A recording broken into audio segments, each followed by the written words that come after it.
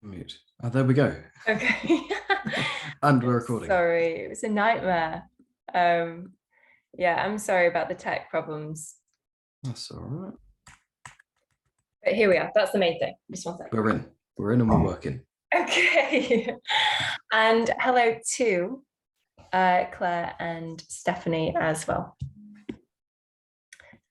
Claire's just joining. Stephanie is already in. Fantastic. So thank you for joining me this evening, and thank you for being so patient with me as I navigated my tech problems. Speaking with Ian Stones, my wonderful mentor in many ways, but also fertility support expert, one of the UK leading fertility support experts. And so you go ahead and introduce yourself, Ian. We'd love to hear more about you. Thank you. Yeah, so my name's Ian Stones. I am, as Kim said, a male fertility expert, male fertility acupuncturist. I'm co-director of TestHim, a relatively new company, about a year old, that is very much about changing the world of male fertility and male fertility support. Amazing. It all sounds really grand, like you've got big well, you know, we can all big ourselves up, can't we? You know, here I am sat in my little spare room and it's, you know, it's my office, but yeah. Nonsense. I think you do an amazing job, and I personally am really grateful for you, because otherwise, if it weren't for you, I wouldn't know anything about the importance of male fertility and how under or misunderstood it has been throughout for a long period of time. But you are pioneer for change. So that's the most. Oh, thank you. Well, I love it. I enjoy it. So it's my passion. Good. How did you get into it? Oh, what, fertility in general or male fertility? Male fertility. What sparked your interest in that most specifically? Well, I've been working as an acupuncturist for 15, 16 years. So I qualified in 2007. And very shortly after I graduated, I completed some advanced training with Zita West and her team, which was absolutely fantastic, and did kind of annual training with them for many, many years. So I was seeing a lot of women come through my clinic for fertility issues. And it was almost always the women. I did see a couple of guys over the years, but it was always the women, generally speaking. And that was fine. And that's great. I still see a lot of women in my clinic. But I was actually in a meeting with a bunch of other acupuncturists probably about 4 years ago, maybe 5 years ago. And we were talking about sperm health and male fertility. And I was the only bloke in the room. All the other practitioners were female. So every time they said sperm, they looked at me and they kind of looked at me as if, well, you're a bloke, you must know about all this stuff. And I think I did know a little bit more than them anyway, because I'd started researching male fertility and kind of trying to get a better understanding of it. And that was my light bulb moment. I can actually picture exactly where I was sitting in the room and whose house it was. And it was just that moment of, oh, hang on a minute. Nobody's really looking after the men. Nobody's actually supporting them, asking them how they're feeling and what's going on for them. So that was it. I kind of went down that avenue of, right, let's find out what's going on for the men and what can we do for them. And I chatted to a lot of my patients' husbands, partners, and very quickly the same story was coming up time and time again, where guys weren't getting tested, they weren't getting any information, they weren't getting any advice, they didn't know what to do diet and lifestyle wise. And that was it. I was like, okay, we've got to do this. And I just started getting a bit more vocal about it. And yeah, here I am, 4 or 5 years later, and hopefully, like I say, a kind of pioneer for change. Mm-hmm. It's so important. I found that, again, since doing my training with you and then being mentored by you, how understated male fertility is, even by the medical realm. Even going through something like IVF, it's still relatively unspoken about. And even when there is a problem found, that there doesn't seem to be a great level of support that is readily available for men to be able to speak to other people about, other men in their position, or even support on how to deal with that specifically, if there's anything natural that they can do, or if there's anything medically that they can do. That I always feel like men are left with a bit of a question mark, a bit of a blank. It's like a semen analysis is done, and then what? Yeah, quite. And you know, I think you're right. So from the medical point of view, from the sort of fertility clinic point of view, and side of things, you know, their view tends to be, well, as long as we've got some sperm, we can work with that. So they'll do a semen analysis, and some clinics do more advanced testing now, which is good. But they're like, okay, we've got sperm, we can work with that. And what, you know, that side of things tends to be, okay, well, we can manipulate and change the sperm, not change the sperm, but we can do IVF, we can do ICSI, you know, we can clean the sperm up, we can centrifuge it, and this, that, and the other. But it's not really looking at why is the sperm bad in the first place. Yeah.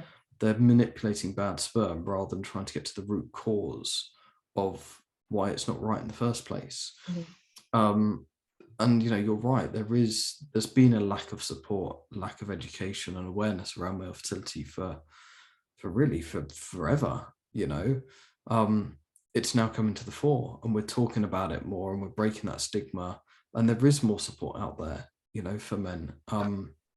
Obviously, part of my introduction I missed, I suppose, is that I'm an ambassador for Fertility Network UK, you know, the leading charity for fertility in the UK.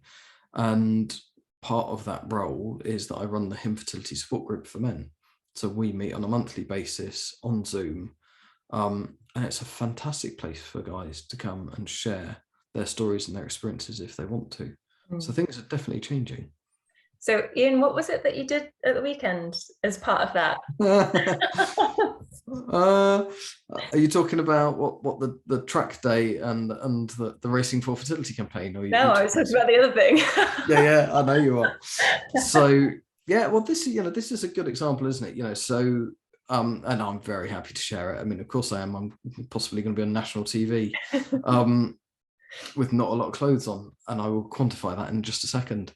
But yeah, you know, we had Rod Gilbert's Stand Up to Infertility campaign in February 2021. You know, that was in some ways quite a groundbreaking documentary, because he talked about his problems and his fertility issues. And now, knowing Rod personally, I know how incredibly hard that was for him to do, and actually very nearly didn't do that documentary. We also had the Chris Hughes, Me, My Brother and My Balls or something. That was another one. So we're starting to get these documentaries coming through. But yes, there is another one coming up called Save Our Swimmers, which I think is probably a bit more of a comical look at fertility. I don't know. I mean, I haven't seen it yet. But at the end of the documentary, they've got a stunt where about 25 of us did a mass skinny dip on a Brighton nudist beach just this week and gone. So we're now mid-October. And it was a bit fresh. Well, I think that the fact that you go to such lengths demonstrates how passionate you are about bringing, again, this subject to the forefront. You know, you climbed to base camp of Everest earlier this year in order to, again, raise awareness. And as you said, you run the monthly support network, which is fantastic. So again, just demonstrating how passionate you are about that particular area. I'll take my clothes off for it. That's how passionate I am. I think you touched on something quite interesting, though, and it's something that Brian mentioned in the talk that we did on Friday as well. How you know, typically throughout this thread of support or thread of diagnostics for men, that's relatively short and relatively it doesn't provide a great deal of information, just doing a single semen sample.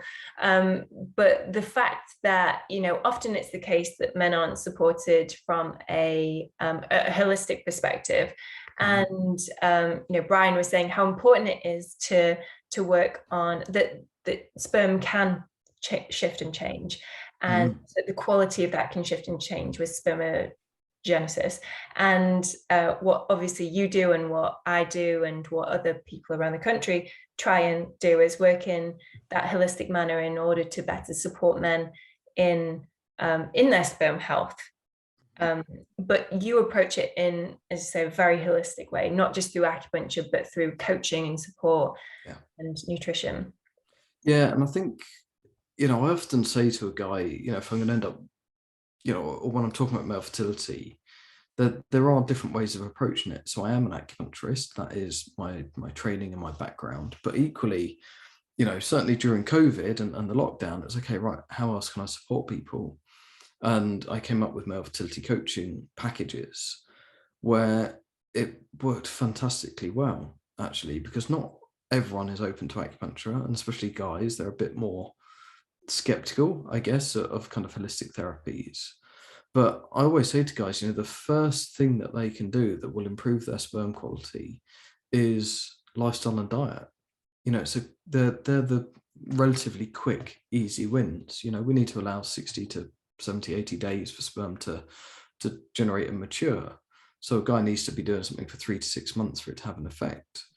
But bringing together lifestyle, diet, exercise, maybe the acupuncture, emotional support as well, is really important, because actually if you bring all of that together and you understand that guy properly, you understand the pressures they're under with work or stress or the fact that, yes, they have to work in a hot environment, what is it you can do to change things that will have a positive impact on their fertility and ultimately in their health as well. Because you've got to remember that male fertility, subfertility in a man is linked to other health issues later in life. So it's in a man's interest to actually get on top of this stuff earlier rather than later, because it'll have a really positive impact. I think one of the beautiful things about working with men as well, I don't know if you find this, but the fact that whilst providing a sample isn't ideal, it's not, it's not the, most ideal or fun situation, but it's relatively easy then to be able to test those most objective measures pre and post. So you can actually see those more tangible changes to sperm health and quality after 3 months of working on things like diet, lifestyle, any additional mechanisms like acupuncture that could be really beneficial to them. You can actually test relatively quickly, relatively easily, and relatively. And guys like that as well. Guys like figures and numbers and statistics and measurable changes. They're less likely to be clued into the emotional, psychological changes. Not saying they aren't, because there's a lot of guys that I've worked with that are really. It's interesting when you do, like, as a male fertility coach, you work with people and it's like, okay, right, what are you eating? How are you sleeping? And what's work like? And it's very functional and right, yeah, let's talk about these things. But as you get going and you kind of have a few sessions, then the emotional stuff starts coming up and they're like, okay, actually, I've built a bit of trust here. I'm happy to share this with Ian. And then we start talking about actually the fact they're really, peed off and that they're feeling really pressured in the bedroom and they're struggling to perform or whatever it is. That stuff then comes out. I can't remember what I was talking about before then. I always do this, lose my thread. What were we talking about? What's the question? Do you know, I can't. I've thrown you as well. I think, talk about that lifestyle, diet, those changes. Oh, that was it. Measurable outcomes. That's it. Sure. So yes, what's important there is, I had a guy that I worked with just coaching. He worked in a restaurant, stressful hours, long time on his feet, hot environment. And we got his sperm count from 8 million up to 24 million over just a few months. And they went on to have, they still went on to have IVF, but they were successful, We've got to remember that sperm quality and count and motility and all that does fluctuate anyway, and it can fluctuate hugely. But if you're putting in good, consistent action around lifestyle and diet, you should see an improvement. Now, the kind of caveat on that is, if you don't see a change after 3 to 6 months, then there is probably something else going on that needs to be investigated. And that's when you look into additional testing or referring to, obviously, an andrologist or a urologist, depending on. Yeah. Yes, because you kind of at the moment need to go and see a urologist stroke andrologist to get any further testing done. But it might be if a guy has chosen to, let's say, buy a home test kit, something like the Xseed or the Mojo test kit, then he might choose to monitor his semen results, his semen analysis over a period of months. Mhm. And he might find that actually it's improved, or he might find it's not improved, in which case then go and see your GP, go and get a proper semen analysis. Again, you'll probably do that over a couple of weeks, so you've got your base level. Then if it's not right, then you've got to look at, okay, what else is going on? And unfortunately, that probably means going private if you want to have more comprehensive suite of tests done. Sure. You specifically, like I have started to do as well, you look into DNA fragmentation. Could you explain a little bit about that so that other people are aware of it and obviously recognize the benefits? Because as you said, looking at the diagnostics, after a period of time you've worked with things like diet, lifestyle, and still not seeing any significant shift or change in, say, sperm health, or even in those instances where there's unexplained infertility or subfertility, and then or there is recurrent miscarriage, for example, yet a semen analysis is coming back as normal. How do you what do you think then the benefits of, when do you see that DNA fragmentation test is most relevant, and what benefits do you see in doing it? Well, big questions and a big subject, this. Yeah, it's huge. So, like spend hours talking. We could, yeah. I mean, I want to go to bed about 9:30, 10 tonight. But so I think it's worth explaining just a semen analysis quickly is a very basic rudimentary kind of test. And a semen analysis will look, okay, how much fluid does the man produce? Should be 3.5 to 5 mil of semen, which is a mixture obviously of seminal fluid and sperm. Within that, what we can look at is how many sperm are there. So that's how many million per mil. We want to look at how well they're swimming, the motility, and we want to look at the shape of the sperm. They're the main parameters. So concentration, motility, and morphology, as they're known, that a semen analysis will look at. And it's an okay test, but it tells you the man's got this much sperm, it's swimming in the right direction, and it's the right shape. It doesn't really tell you a massive amount about that sperm's ability to penetrate and fertilize an egg, nor does it tell you about the genetic or the DNA composition or the DNA quality within the head of the sperm, because it's what's going on in the head of the sperm that's going to determine whether that egg will fertilize and then how well it will develop. Because we know that the DNA from within the sperm switches on at about day 3 of the embryo development. And we also know that at certain points throughout pregnancy that the sperm has got a kind of key role, so to speak. So actually, by looking at other tests, we can get an idea of what's going on with the DNA within the head of that sperm. And there's really 2 additional tests that go hand in hand. So you have a DNA fragmentation test, but there's also the oxidative stress test, which goes really well with that as well. So what you might do is actually, if you're going to look for some private testing, you might look at doing a semen analysis with an oxidative stress test. And if the oxidative stress test comes back as high, then you may look to do a DNA fragmentation test. Or you may say, well, we've done a semen analysis. Like say we've had failed IVF cycles, we've had recurrent miscarriage, we've got the dreaded unexplained infertility. That they're all indications to look at a DNA fragmentation test, because you can have a sperm analysis that looks absolutely fine, but you could still be getting high DNA fragmentation within the head of the sperm. And all the time that that's going on, you're going to struggle to conceive, you're going to struggle with IVF, and you're going to struggle with ICSI, because even ICSI doesn't really overcome DNA fragmentation, because they can't see inside the head of the sperm, they can't see the DNA.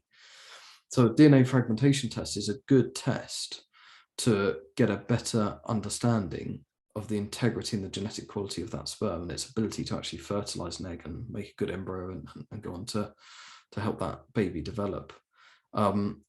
If it comes back bad, then you need to find out what's causing the DNA fragmentation, rather than just saying, oh, well, we'll do ICSI. It's like, okay, well, no, there could be a reason. And it could be that the oxidative stress is high. So you need to then find out where that oxidative stress is getting created from. Is it heat? Is it a varicocele? Is it infection? Is it lifestyle and diet? So again, I can't remember if I answered the question, but you absolutely good. did answer the question.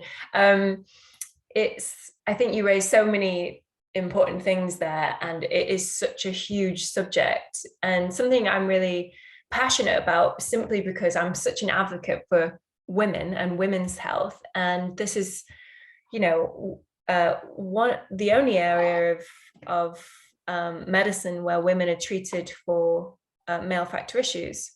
And yes. it frustrates me like anything that women are, men are just dismissed within this process, and women are poked and prodded within an inch of their life, when things like sperm quality and DNA fragmentation can, as you say, there are certain things that you can do that are well within the partner's control, the man's control, that can really shift things. As you were saying with your patient previously, there was that significant uptick of sperm quantity in a relatively short amount of time, that led to a successful pregnancy, a successful birth.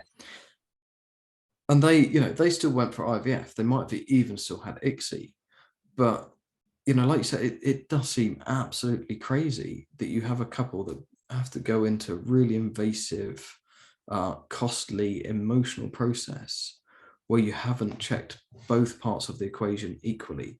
How does that not, how is that sensible? How is that a good use of NHS resources? How is that good use of people's private money?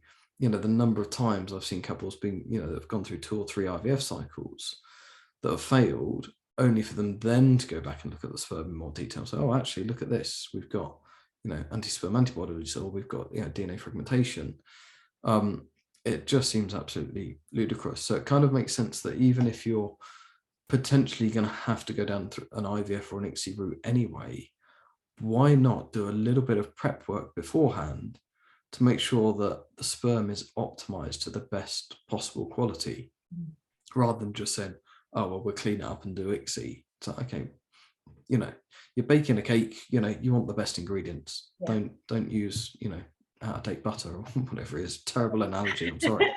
I think that's a great way of thinking about it, because that's ultimately what it is. It's about creating something together. It's two parts of a whole, isn't it? Yeah. So. Yeah, and you see these women that are doing all they can with their diet, and they're managing their stress, and they're going to yoga, and they have an acupuncture and fertility massage and reflexology, and they're like, got to do all we can to balance our hormones and get our egg quality improved, and and get that emotional support, which is amazing and it's fantastic.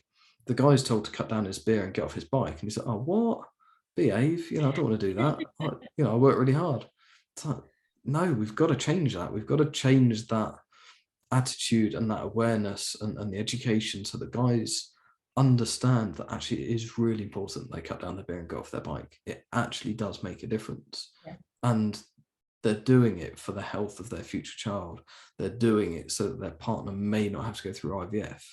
Because you speak to a lot of guys, and what really upsets them and gets them is the fact that their partner is having to undergo IVF. She's having to have these injections. She's having to be sedated and go through egg retrieval. And the guy's absolutely heartbroken about that. And he's worrying about the finances as well. And all he's got to do is do his bit into a cup. A guy, human nature or a man's nature or instinct is to fix things. So he wants to try and fix it, and he can't. But actually, what he can do is work on himself and work on his sperm quality, and it could completely change whether a couple need, whether they need to go for IVF or not. Or if they do go for IVF, it may give them that extra leg up in terms of potential success. Mm-hmm. Yeah, so it's so interesting. Thank you so much for your insight into this. It means such a lot coming from someone that obviously specializes in that particular area and works with men so in depth. And I think one of the problems I find at the minute is obviously about education in and around this particular area.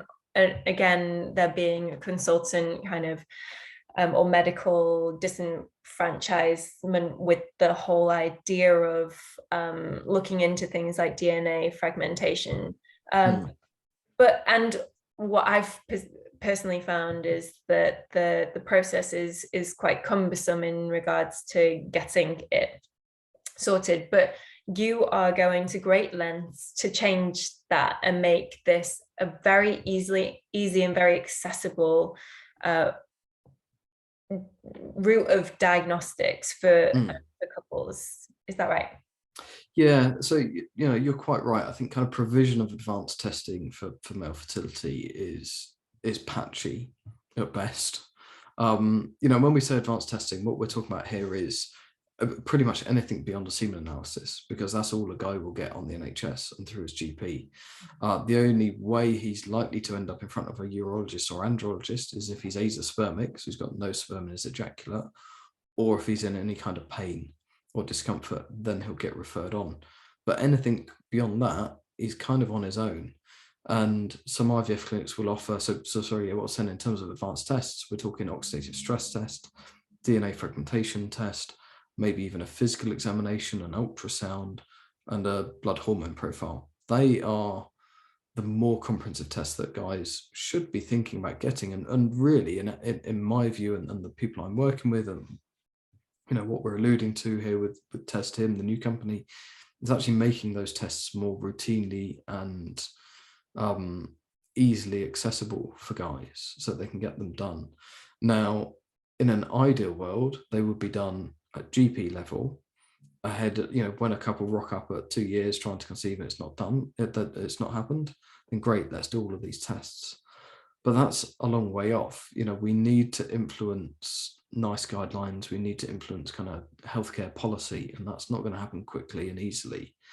So what we've recognized, myself and my business partners, Toby and Michael, is that, okay, these tests are out there and they are available, but guys don't know that they're there and they don't know how to access them. Some clinics are doing it, some clinics aren't doing it, some clinics won't do them unless you're already in with them. It's just all really difficult. So what we're trying to do with TestHim is bring all of it into one place. So a guy can do a very simple free health questionnaire that'll identify all the lifestyle and other risk factors. And ultimately, we're still in development, but ultimately he will then be able to get his oxidative stress test, a DNA fragmentation test, a hormone profile, and all of those results will come up into his health portal. It's his data, he's got access to it. And then we have a referral pathway through to the right medical professionals if needed. Sounds really simple when I put it like that, doesn't it? But, it's been a lot of work just to get to where we are now, and we've still got a very long way to go.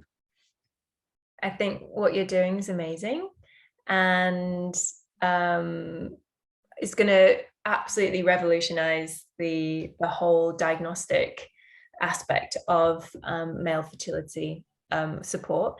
And I think the thing about policy that you mentioned is really interesting, and I think only a matter of time ultimately.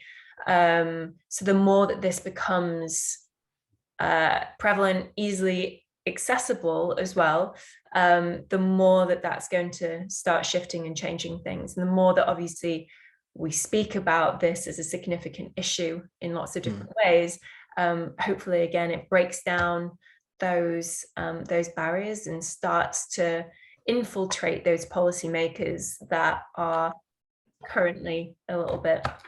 Yeah, and the important thing, in terms of what we're doing is also generating data. One of my business partners is very keen on data. He's biomedical scientist, and he works with a professor of andrology.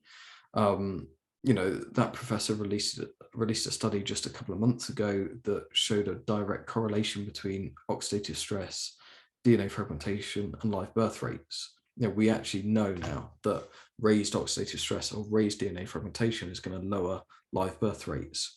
So, we're generating that data. So we just need, that's the beauty of TestHim as well, is we are going to generate more and more data What we ideally want is that all the IVF clinics start doing, when they do a semen analysis, they do an oxidative stress test as standard as well. That then gives us the prevalence of oxidative stress, and then we can actually start looking at that data.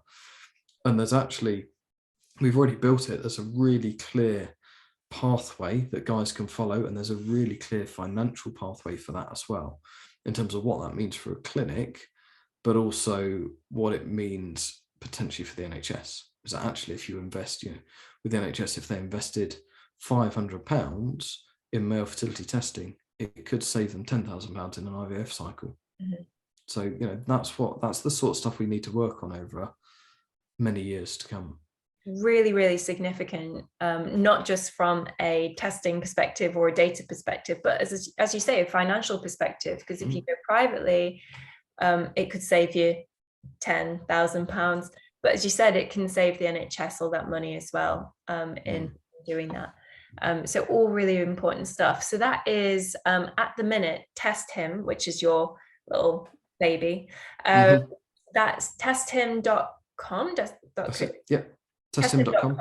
Cool. Yeah. So I recommend my patients go off and do that, as a matter of practice now, whenever they come in as a new patient, that their partners go ahead and do that. So how many of them do it, I've no idea, but I do encourage it as a means of gaining some support. And as you said, by the sounds of it, sooner rather than later, in the next few months, there's going to be even a next level of support in regards to diagnostics. Indeed, yes, definitely. And it's free. It doesn't cost them anything to go and do the questionnaire, and it takes probably less than 5 minutes. And within those 5 minutes, a guy will have been asked more questions that are more succinct and more pointed in terms of his fertility than he'll get anywhere else. Very, very simple questions that will raise a red flag. And the portal, the questionnaire churns out your health recommendations immediately. So it will say, you need to go see a urologist, or you need to lose weight, or actually you need to change your underwear. It picks up on all this stuff. So it's really simple, and it's free. So it'll always be free. Fantastic. Oh, thank you so much for creating that and being such a pioneer for male fertility. Just on a subject, because this is something that, again, I spoke with Brian about very briefly, and I speak to all my patients about, but you've mentioned briefly in this, and I just want to kind of end on that, so that, there's some clarity around what different experts recommend. But you said earlier, get off your bike. And I know there's a whole host of information about that, because most of my patients' partners are cyclists in some degree or another. Aren't they all? Why? Yeah. Why are they all bloody cyclists? So particularly in Sheffield, as we're the outdoor capital of the UK, so everyone seems to be on their bike, which is great in many ways. But I'd love to know your thoughts, because there's so much misinformation out there about one going one way or the other. Is it significant? Isn't it significant? I'd love to know your thoughts. I think, as is the case with a lot of male fertility stuff, the research is mixed, and that's why you get such differing opinions. It depends what you look at. I saw a paper not that long ago that said anything greater than 5 hours a week is detrimental to sperm health. I've spoken to Jonathan Ramsey about this, and I've heard him comment on it. Jonathan is the top urologist, in my view, in the UK, and kind of a bit of a kind of king of testicles and male fertility. And he has the same sort of view that excessive time on a saddle with everything squashed up, usually in sports underwear or lycra or sports shorts or something like that, is not good. It's going to raise scrotal temperature, and we definitely know that increased scrotal temperature is bad for sperm health and increases DNA fragmentation and oxidative stress. So I think, as with a lot of stuff with male fertility, it's about moderation and balance. So I would always say to a guy, okay, fine, if you're going to go out cycling, not a problem, but let's limit it, or let's mix it with other exercise as well. So, but I would probably put that kind of 5 hour limit. These guys that are going out for 8-10 hours at the weekend, it's like, that's not going to help. Or even 4 hours at a time. A lot of cyclists go out for really extended periods, don't they? Yeah. Brian mentioned something interesting he said that one of his patients, he made reference to one of his patients that was so keen in cycling, was like, I can't give it up, can't give it up. And did a test, and obviously the semen analysis didn't come, it came back suboptimal. And he, so his patient, he said he wouldn't sit on the bike, he only cycled off the bike. Okay. He didn't wear lycra, he wore like baggy shorts. He was like, I'm going to continue cycling, but I'm not going to wear the lycra, and I'm not going to sit down on the saddle. Wow. And his sample came back, I think he said his sample came back better. There you go. That's evidence enough for me. Well done, that man. Yeah, it was interesting though. There's different ways and means around these things. I just thought that was a good example of how you can continue to do what you love and still support your sperm health. Indeed. Very good. Yeah. So if people were to, as you said, you offer support in so many different ways. If people were wanting to tap into support with you for male fertility, so if their partners have male fertility problems, or if they are just struggling with overall fertility health and would like to explore alternative options, you have a number of different areas that people can kind of get in touch with you, or at least engage with the support networks that you have available. Yeah, you can find me on Instagram, Ian_Stones_. You can find me through TestHim as well. So TestHim Ltd on Instagram, obviously testhim.com. We've got consultations available through TestHim, where you can contact me direct and book with me direct. Yeah, generally I think I'm just out and about there somewhere. And then the other thing is to look up the Him Fertility Support Group via Fertility Network UK. We meet monthly via Zoom. It's a really relaxed, informal place for guys to chat. They don't have to put their camera on. They can stay kind of anonymous. And it's a great place, really great place for guys to hang out. So yeah. Fantastic. Come and find me. Yeah, and I know you're always posting about the support group as well on your Instagram. So if anyone's ever would like to access that, they can just find you via Instagram and kind of follow that thread. Yeah. Great. So I know there's a couple of people on this evening. I don't know if anyone's got any questions. If you do, just drop us a message in the chat. If I can find that, there we go. Yeah, so if not, then we'll end it in a couple of minutes. Did you want to mention anything else, Ian, before obviously signing off? Oh, I think we could go on for many, many hours about sperm health, but I think this has been a good overview.